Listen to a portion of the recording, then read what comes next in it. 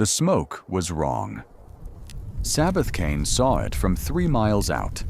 A column of black rising from the basin floor, too thick for brush clearing and too straight for wildfire.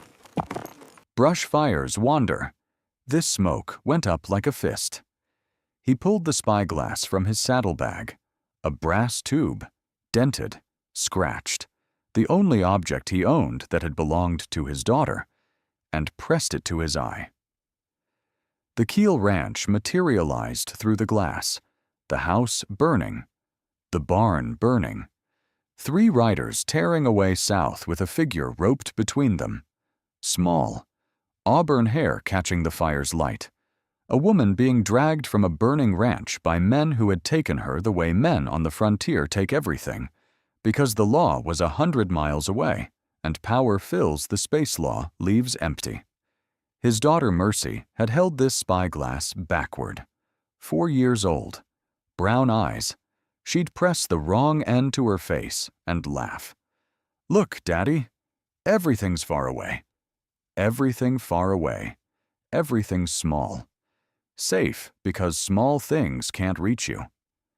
Then the diphtheria came, the membrane growing across the throat, the breathing slowing, the child's hand in his hand going from warm to cool while he sang, because singing was the only medicine left, and the doctor was 40 miles away, and 40 miles on the llano is the same as 40,000. He buried her beside Cora, the wife who died in childbirth 2 years before, on the hill behind the homestead in the Llano Estacado, West Texas, 1881. He sold the homestead. He sold the horses. He kept the spyglass and the colt, and the specific silence that fills a man who has been present for everything and has learned that presence is both the gift and the punishment. 3 years of drifting. 3 years of looking through the wrong end, making the world small so nothing could reach him. And now the spyglass was showing him a woman being taken. And the showing was the same showing it had done when Mercy was 4 and alive, and everything was close instead of far. The glass doesn't choose what it shows. The glass shows what's there. And what was there, 3 miles south, in a column of black smoke, was a taking that matched the taking the glass had witnessed 3 years ago. Different taker, same theft. A person removed from the world that needed them. Sabbath had a choice. East was Abilene, a cattle buyer who owed him $40. $40 was a month of eating. South was a burning ranch and 3 armed riders and the mathematics of 1 revolver against repeating rifles. The mathematics said east. He turned the horse south. Not because of the stew the girl had served him 4 days ago when he'd stopped at the Keel Ranch to trade a day's fence work for a hot meal. Not because of the bourbon her father had poured, because the spyglass had shown him a taking, and for 3 years the spyglass had been held backward. Wrong end, everything far, everything small, everything unreachable. And the holding backward was over. He was done making the world small. The world was its actual size, and its actual size included a woman being dragged south into the Badlands by men who thought nobody was watching. Before we continue, drop a comment below with your country and what time it is right now where you're watching. Whether it's sunrise in Kigali, midnight in New York, I want to know. Don't just sit back. Tell me where in the world you are. Now, let's get back into the story. Somebody was watching, from 3 miles out. Through a dented brass tube that a 4-year-old had held backward and a 34-year-old was finally holding the right way. 3 days before the smoke. The Keel Ranch. The kitchen that would burn in 72 hours, but didn't know it yet. Verity Keel stood at the kitchen table with a leather-bound ledger open in front of her and the specific expression of a woman reading numbers that could hang a millionaire. She was 22. Auburn hair, gray eyes that processed information the way her father processed cattle. methodically, completely, with the understanding that what you're counting determines what you're worth. She'd found the ledger 2 days ago. A Cornwall surveyor, a man named Briggs who'd been measuring the basin for the railroad, had gotten drunk at the supply post in town and dropped his saddlebags. Verity had returned the bags. She'd kept the book. Because the book contained names and numbers, the 2-column arithmetic of Thaddeus Cornwall's railroad empire. Column 1 showed what Cornwall paid for land across the basin. Column 2 showed what the land was worth. The gap between the columns was measured in burned ranches and dead men. Judges purchased, sheriffs retained. State legislators swayed with land grants. 7 ranches acquired. 7 families removed. The 7th name on the list, the one Cornwall was reaching for now, was Keel, her father's ranch. The ranch that sat on the only reliable crossing of the Brazos tributary in the basin, the crossing Cornwall's railroad needed, the crossing Josiah Keel refused to sell. "Burn it," Josiah said. He stood in the kitchen doorway, 60 years old, face mapped with the deep crevices of a life spent fighting the earth. He'd read the ledger. He understood what it meant, and his understanding produced fear, not fury. "Cornwall has 50 men. Galloway runs his guns. If they find out you have that book—" "This book is the only weapon we have," Verity said. "Every judge, every sheriff, every lawmaker Cornwall owns, it's all here. If this reaches a federal court, Cornwall hangs. And if it doesn't reach a federal court, we hang, or worse." Verity closed the ledger. She looked at her father, the man who had built this ranch from nothing, who had fought drought and distance and the Llanos' specific cruelty for 30 years. The man who was afraid. Not of Cornwall, of what Cornwall would do to his daughter if Cornwall discovered the book existed. "I'm hiding it," Verity said. "Somewhere Cornwall will never look." She didn't tell Josiah where, not because she didn't trust him, because she loved him. And love, on the frontier, sometimes means keeping the people you love ignorant of the information that would make them targets. The ledger was a weapon. Weapons are safest when only the wielder knows the location. She rode to San Miguel that night. The abandoned Spanish mission 3 miles south, crumbling adobe, a collapsed roof letting moonlight spill across cracked stone. She knelt at the altar. She pried a flagstone with her belt knife. She buried the ledger in oilcloth beneath the limestone. She replaced the stone. She rode home before dawn. And when Josiah asked where she'd hidden it, she said, "Somewhere that prays." The answer that tells you nothing and tells you everything. The weapon was in a church. The church was in the desert. And the desert keeps secrets the way it keeps bones, permanently, without ceremony, under stone. 3 days later, the smoke. Sabbath reached the ranch as the last of the roof collapsed in a shower of sparks, heat radiating off the ground in waves. He dismounted. The spurs clinked, 2 small sounds against the roar of a house becoming ash. He found Josiah in the yard, gut wound, the dark stain spreading through flannel, the wound that gives you hours, not days. Josiah's eyes opened, found the shadow. "Verity," the old man said. "They took her. Galloway." Amos Galloway. The name every drifter between Dodge City and the Rio Grande knew. Galloway ran hired guns that specialized in the work powerful men won't do themselves: the burning, the removing, the clearing of human obstacles from the path of capital, railroad work, range war work. "Why?" Sabbath asked. One word. "Cornwall. Thaddeus Cornwall. The railroad. I hold the deed to the river crossing. He couldn't buy it. Sent Galloway." Sabbath moistened the dying man's lips with canteen water. He didn't offer comforts. Comforts are for people who have time. She found something, Josiah continued. A book. Cornwall's numbers. She hid it. Won't tell where. That's why they took her alive. A book. A ledger. The 2 columns. Sabbath understood ledgers the way he understood the spyglass. Instruments that show you the distance between what's stated and what's real. Which way? South. The Badlands. Find her. Not a request. The last 2 words of a man whose entire remaining purpose fit in 2 syllables. Josiah's grip tightened once on Sabbath's duster, then relaxed. His eyes went to the Texas sky. The sky didn't blink. Sabbath held the old man's hand until the hand emptied. Then he covered Josiah with a tarp from the barn that had survived.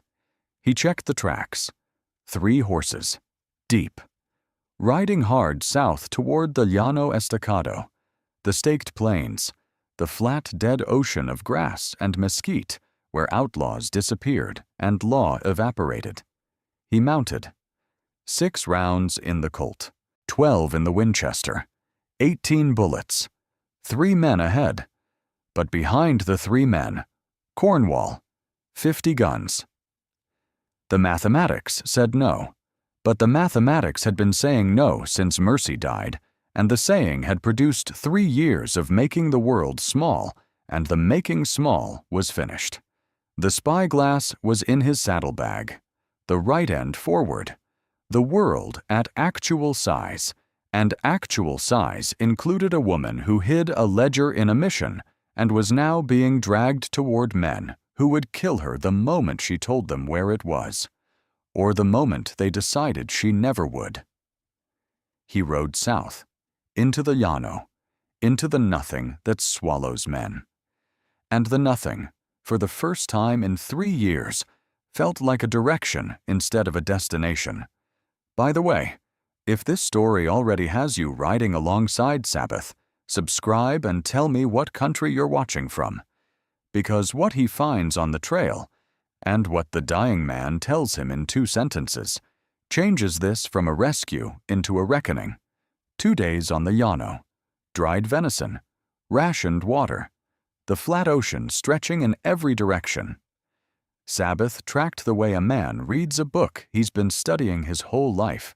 Broken mesquite branches, overturned rocks, horse dung aging in the heat. On the 3rd afternoon, the 3-horse track became 2.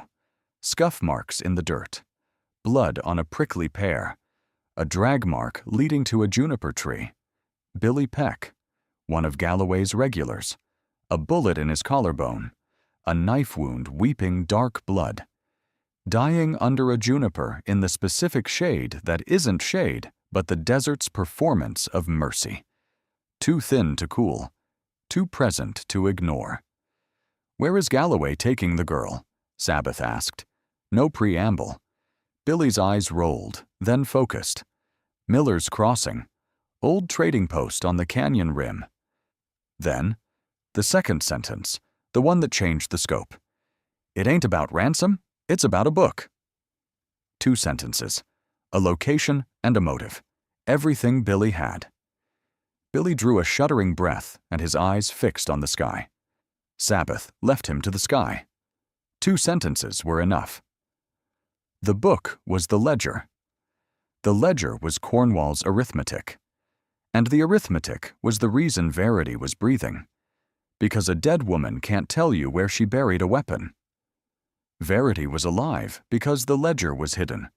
The moment she told, or the moment Galloway decided she never would, the breathing stops. Sabbath rode hard for Miller's Crossing. The Llano fell behind. The terrain changed, flat giving way to canyons, the red rock country where the earth had cracked open and the cracks were deep enough to hide in. Miller's Crossing sat on the rim of one such crack. A rotting trading post, a livery that smelled of decay, a saloon serving watered whiskey to men who preferred the dark. Sabbath left his horse half a mile back in a dry wash. He moved on foot through the rocks, the silence of a man who had been alone on the frontier long enough that the frontier's silence had entered his body and become his speed. He reached the saloon's rear wall, a cracked window, a single kerosene lamp inside. Through the glass, Galloway at a table with whiskey. Across from him, tied to a chair, Verity, her face bruised, her dress torn and blackened, but her gray eyes, the eyes that had read Cornwall's ledger by lamplight and understood the numbers, were not broken. They blazed. The fire of a woman who has decided what she'll die for, and the decision has made her unkillable because a person who has accepted the worst outcome cannot be threatened with it. "Tell me where the ledger is," Galloway said. Verity spat blood near his boots. "Kill me, and you never find it. Cornwall will skin you alive for failing." Galloway's remaining man, a wiry killer named Jackson, stood by the door. 2 men, 1 woman, 1 drifter outside the window with a plan that was less a plan and more a direction applied to a Winchester. Sabbath aimed at the kerosene lamp. He squeezed the trigger. The lamp shattered. Kerosene rained on the floorboards and Galloway's shoulders. Fire bloomed. Darkness where the lamp had been. Firelight where the kerosene fell. The saloon became a chaos of shadow and flame. Sabbath kicked through the back door.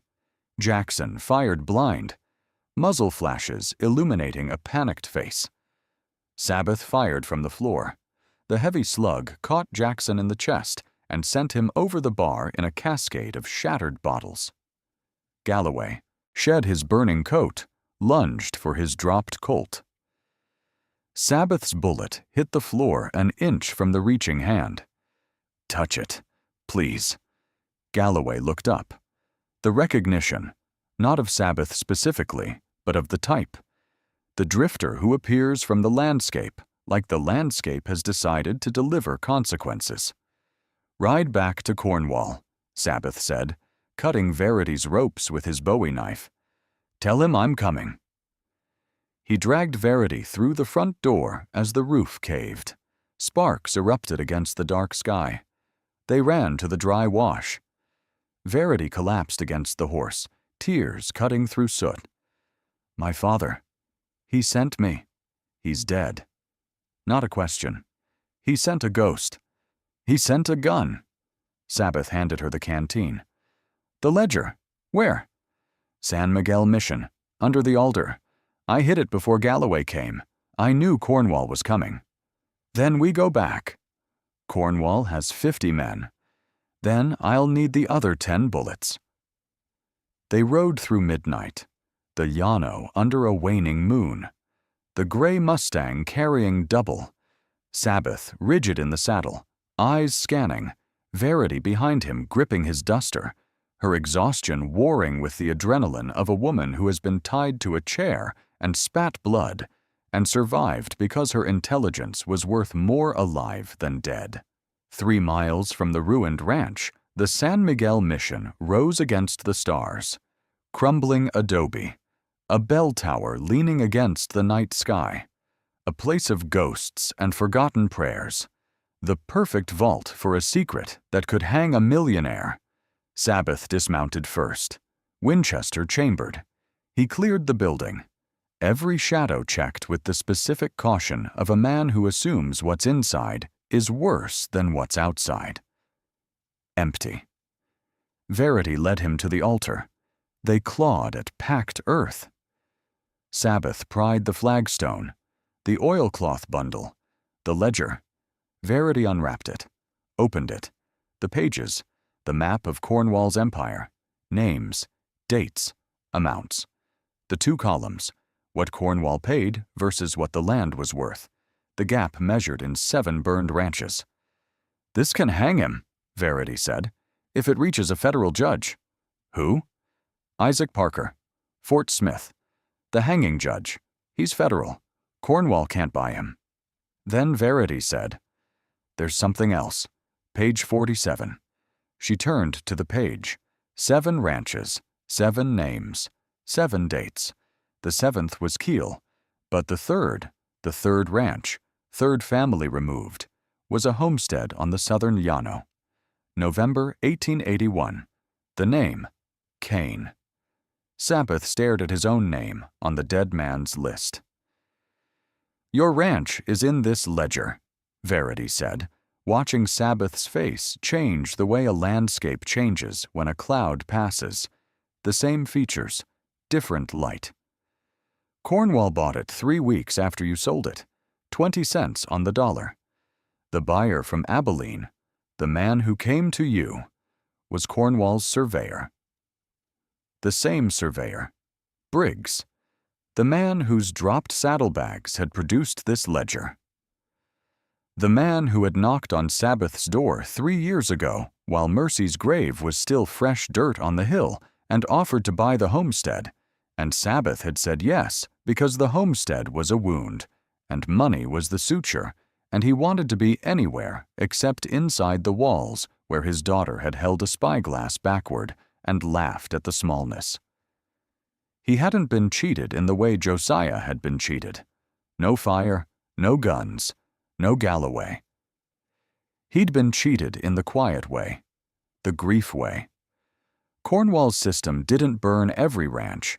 Some it burned, some it waited for the drought or the disease or the specific frontier tragedy that breaks a man's attachment to his land, and then sent a polite man from Abilene with a fair-sounding offer that was 20 cents on the dollar, and the grieving man took it because grief doesn't count change. The 2 columns, the stated and the real.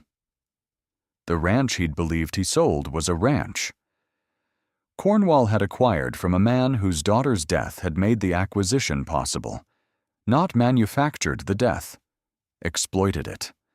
The way a predator uses weather, waiting for the weak moment, moving into the gap. The 3 years of drifting, the nameless wandering, the spyglass held backward.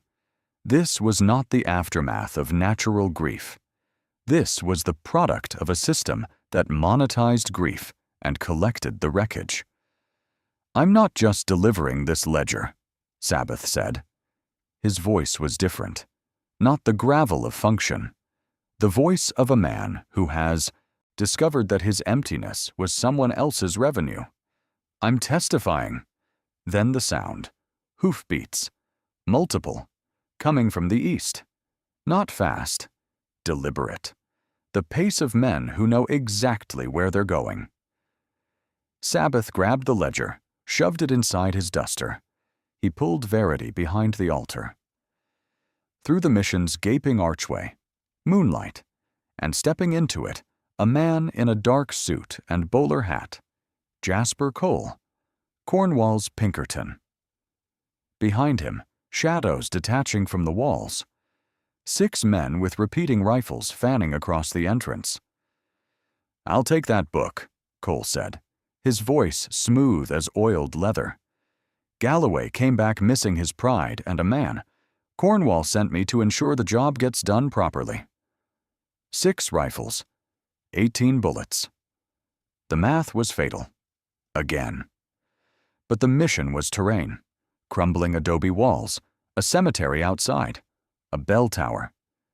Sabbath knew frontier buildings the way he knew horses. Their weaknesses, their holds, the places where pressure produces movement. "When I move," Sabbath whispered to Verity, "run for the sacristy door, the cemetery. My horse is tied to the mesquite east of the wall." He didn't wait for her answer. He fired, not at Cole, at the kerosene lamp one of Cole's men had brought, the lamp they'd set on a broken pew to light the interior. The lamp exploded. Fire and darkness. The same trick, different building. Sabbath rolled left. Verity ran right. Bullets chewed the altar stone. Sabbath fired through the smoke, not at bodies, at positions. The muzzle flashes told him where the men stood. He shot low, legs, not hearts. 2 men went down screaming. The others scattered into the cemetery. Sabbath ran through the sacristy, the ancient oak door, the cemetery, sunken graves and rotting crosses under moonlight.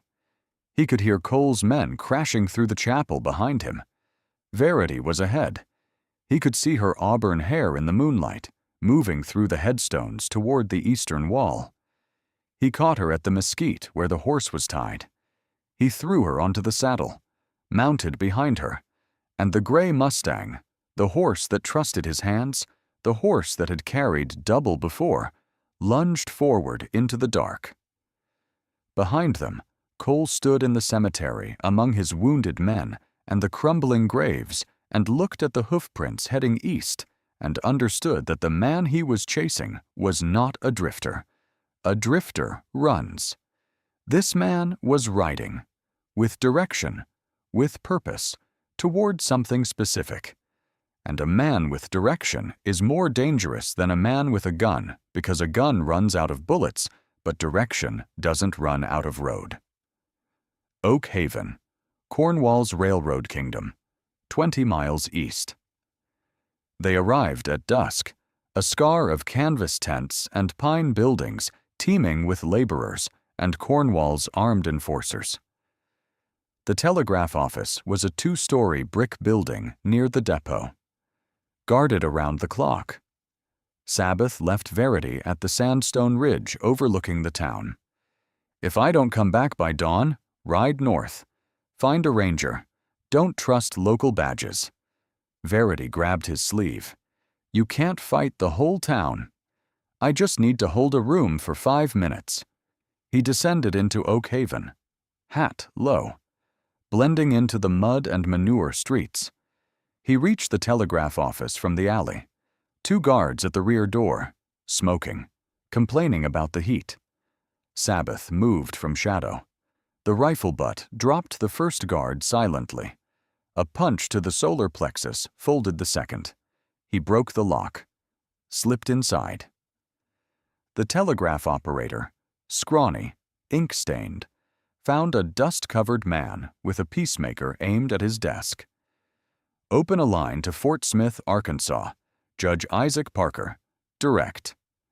Cornwall monitors federal wires. Cornwall might hang you tomorrow. I will end this now. Open the line." The operator tapped. The machine clicked back. "Line open." Sabbath dropped the ledger on the desk. "Every name, every date, every bribe. Transcribe until I say stop." The operator's fingers flew, the brass key clacking, sending Cornwall's empire across the wire. Clack, clack, clack. The sound of a ledger becoming a warrant. The sound of 2 columns traveling at wire speed to a judge whose reputation for hanging was the one thing on the frontier money couldn't purchase. Outside, shouts. The guards found. Boots on boardwalk. Sabbath shattered the front window with his Winchester barrel.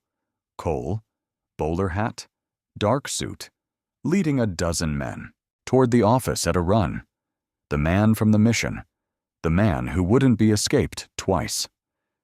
Sabbath fired. Not at Cole. At the boardwalk in front of his boots. Wood erupted. Cole dove for cover behind a water trough. "Keep typing," Sabbath barked. The operator typed. The gunfight became a conversation in 2 languages. Morse code inside, bullets outside. Sabbath held the window. He shot kneecaps, not hearts. He disabled, not destroyed. Each man who went down was a man who wouldn't stand for 3 months, but would stand eventually. The violence was precise.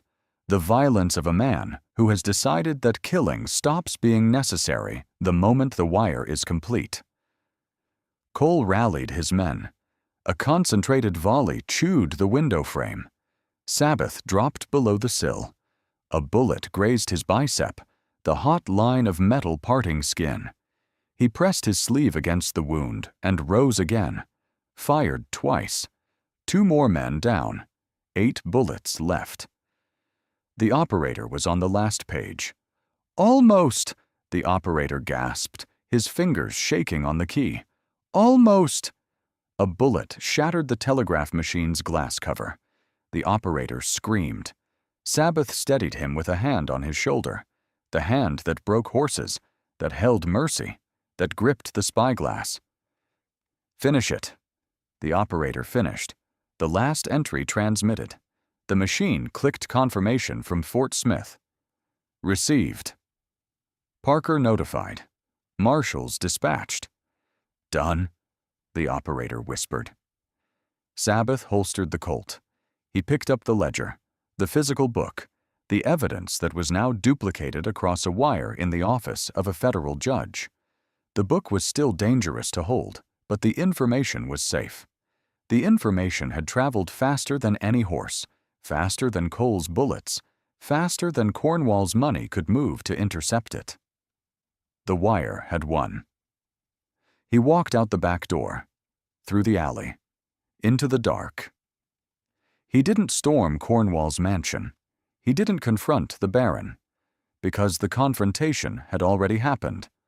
Across a telegraph wire, in Morse code, transcribed by trembling ink-stained fingers while a drifter held a window with 18 bullets and lost 2 pints of blood and gained the specific satisfaction of knowing that the system Cornwall had corrupted had just been turned against the corrupter by the very technology Cornwall's railroad had built. The wire. Cornwall's wire. Sending Cornwall's doom. He met Verity at the ridge. Dawn coming. The flat, enormous Texas sky stretching from horizon to horizon. No mountains, no canyons, no drama. Just the honest sky of the Llano that has nothing to hide behind. It's done. The ledger is in Fort Smith. What now? Now you go home. Rebuild. The deed is yours. And you? Sabbath reached into his saddlebag. The brass spyglass. He held it. The weight of 3 years of wrong-end looking. 3 years of making the world small. 3 years of a 4-year-old's laugh shrinking into the distance of a glass held backward. He'd been carrying mercy in this tube. Carrying the smallness. Carrying the far away. And the carrying had been the grief. And the grief had been the shield. And the shield had kept everything at spyglass distance, including the world, including people, including the possibility that the world might contain something worth seeing at actual size. My daughter held this backward, he said, made everything far away. I've been looking through the wrong end for 3 years. Verity looked at him, the gray eyes that had read a ledger and hidden it, and survived a chair and a burning saloon, and a midnight ride through a cemetery while bullets chewed stone. She reached for his hand, not the spyglass hand, the other hand, the left, the gun hand, the hand that had held the Winchester for 5 minutes while an operator typed and the world changed. She turned it over, the calluses, the trigger groove worn into the index finger, the fresh wound on the bicep, bandaged with a strip of his own shirt. The hands of a man who has been valued his entire life for what his hands do, not for who his hands belong to. These hands held something small once, she said. They can hold something small again. The something small was the spyglass, and the future, and the daughter he lost, and the possibility he hadn't named. The something small was everything. Because small things, a brass tube, a 4-year-old's laugh, a woman's hand on a callus, are the only things that actual size, living is made of. Sabbath placed the spyglass in Verity's other hand. Not gave, placed. The word of a man who intends to come back for it. Hold this for me. The glass passing from the hand that had carried it for 3 years to the hand that would carry it until the carrier returned. Mercy's glass. The wrong end glass. Now in the hands of a woman who looked through things the right way. Ledgers, men, the specific truth of a drifter whose grief had been someone else's profit. Where are you going?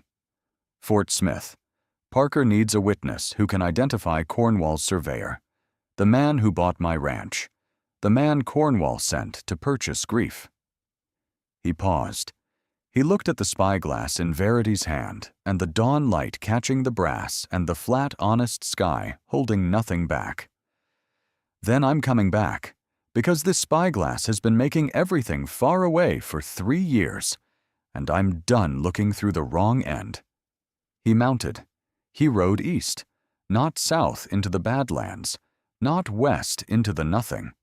East, toward a courtroom, toward a name, his real name, the name on page 47 of a ledger, the name of a man who had been cheated by a system and was about to testify against it with a face and a voice and the specific act that the frontier's nameless gunmen never perform, showing up, in a room, with a name, saying, "This is what happened.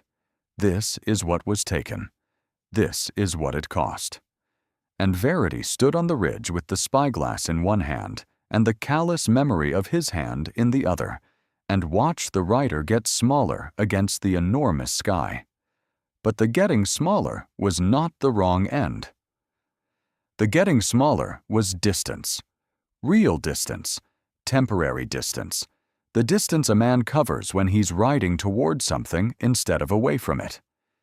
And the distance was the promise. Because a man who tells you where he's going is a man who intends to come back from where he's been. The spyglass caught the dawn light, a flash of brass on the ridge, visible for miles across the flatlands, a signal fire in reverse, not smoke declaring destruction, but light declaring presence. I'm here. I'm holding what was left, and the man who left it is coming back. Because the world is its actual size, and actual size is worth riding toward. The ghost had a name. The name was Sabbath Cain, and the nameless man was done being nameless. If this story stayed with you, leave a like and subscribe to Wild West Talehouse. The frontier has more stories. Thank you.